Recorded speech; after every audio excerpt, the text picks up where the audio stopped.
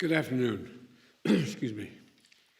I'm pleased to announce that today we'll reach the mark of 300 million shots in arms in just 150 days.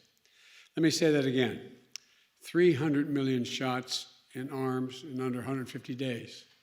That's an important milestone that just didn't happen on its own or by chance. It took the ingenuity of American scientists, the full capacity of American companies, and the whole of government response across federal, state, tribal, and local governments. Together, we built an unparalleled vaccination program and managed one of the biggest and most complicated logistical challenges in American history. And above all, we got here because of the American people stepping up and getting vaccinated, helping family, friends, neighbors get vaccinated. And just remember what the situation was like 150 days ago. We didn't have enough vaccine supply for all Americans. We didn't have the vaccine infrastructure or the people to administer the vaccines or the places where the people could get vaccinated. But we turned it around together by acting quickly and aggressively and equitably. We secured enough vaccine supply for every American. And as I announced last week during my visit to Europe, we are now in a position to provide more than 1.5 billion vaccine doses to the rest of the world, the 100 poorest nations. We developed and deployed over 9,000 federal personnel, including 5,100 active duty military to support the vaccine effort and to get shots into arms. And now we have more than 81,000 vaccination sites across the country, including over 42,000 local pharmacies.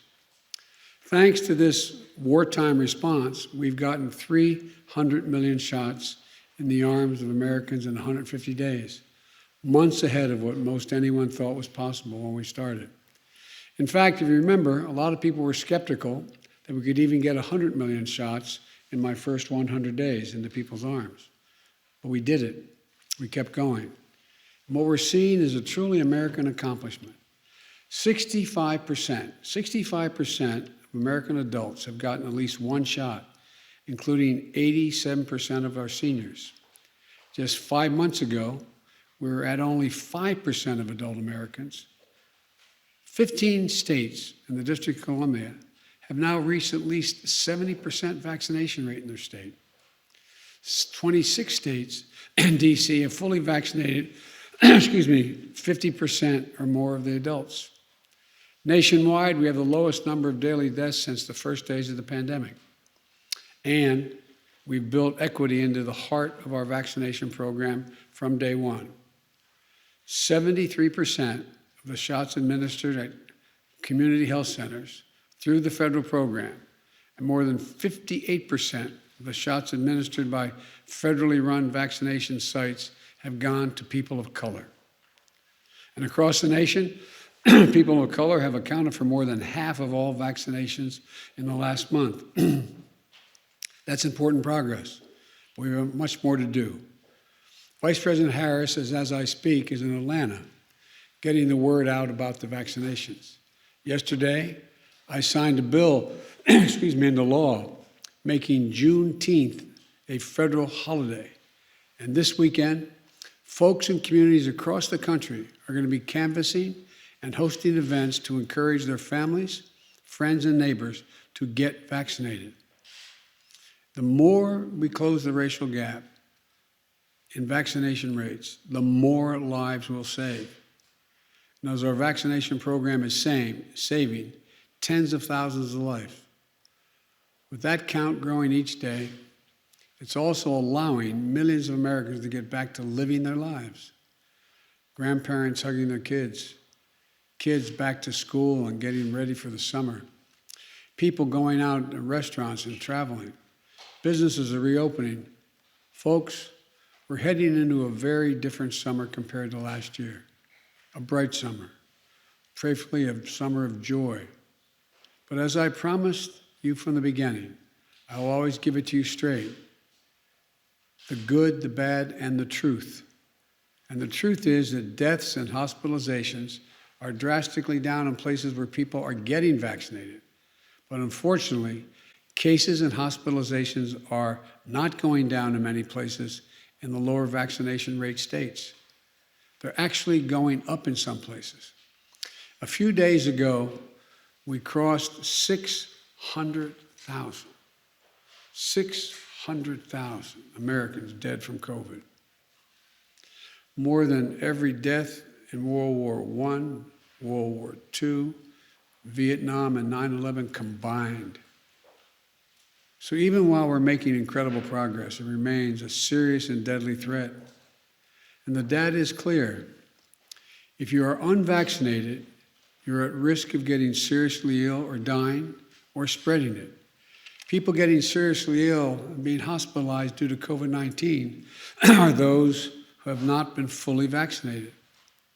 The new variant will leave unvaccinated people even more vulnerable than they were a month ago. This is a serious concern, especially because of what experts are calling the Delta variant. It's a variant that is more easily transmissible, potentially deadlier, and particularly dangerous for young people. But the good news is we have the solution. The science and the data are clear. The best way to protect yourself against these variants are to get fully vaccinated. So please, please, if you have one shot, get the second shot as soon as you can so you're fully vaccinated. If you haven't gotten vaccinated yet, get vaccinated now. Don't put it off. It's free, it's easy, it's convenient. And as I said many times, text your zip code to the numbers 438829. 438829 to find the sites where you can get vaccinated closest to you. Get your free Uber or Lyft ride to and from vaccination sites. I want to thank Uber and Lyft for their cooperation. Use the extended hours at thousands of pharmacies in June, including thousands that are open 24/7 on Friday this month. Most pharmacies now offer walk-in vaccinations. No appointments needed.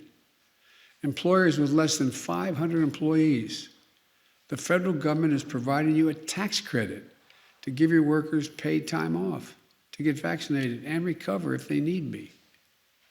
And for anyone who still questions, that's okay. You still have questions. But act. Act now. Act now. Talk to your family and friends who've gotten vaccinated. Talk to your doctor or pharmacist. According to the American Medical Association, over 90% of physicians are fully vaccinated. They're making the choice to protect themselves and their communities and their patients. Follow their lead and make the choice for yourself. As I said, we're heading into, God willing, a summer of joy, a summer of freedom. On July 4, we're going to celebrate our independence from the virus as we celebrate our independence of our nation. We want everyone to be able to do that. Let's remember, we are the United States of America. Let's get this done, all of us together. God bless you all, and may God protect our troops. Thank you. Mr. President, do you have any comment about the Catholic bishops? Could the Delta variant force us back into lockdown? I don't think so, because so many people have already been vaccinated. But with the Delta variant can cause more people to die in areas where people have not been vaccinated. Where people have gotten the 2 shots, the Delta variant is highly unlikely to result in anything other than, the existing vaccines are very effective.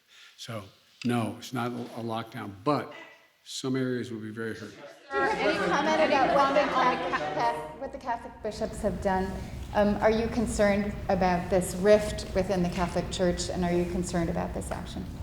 Say again? The Catholic bishops are moving on this resolution that would prevent you and others who've supported abortion from receiving communion. Are you concerned about the rift in the Catholic Church, and how do you feel personally about that? That's a private matter, and I don't think that's going to happen. Thank you. Mr. President,